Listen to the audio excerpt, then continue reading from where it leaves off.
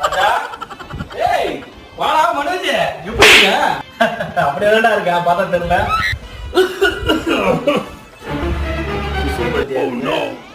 இந்த பக்கமா வந்தேன், சரி அதான் உன்னை பார்த்துட்டு போலாம் அப்படின்ட்டு வந்தேன்.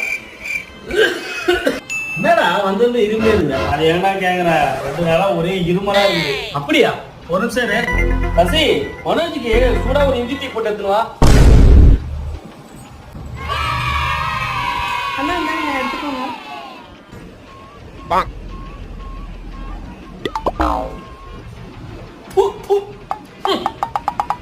என்னடாச்சு? ஏய் டீல ஏதோ கலந்துக்கடா பொண்டாட்டி, ஒரே கசப்பா இருக்குது. சசி டீல என்ன போட்ட?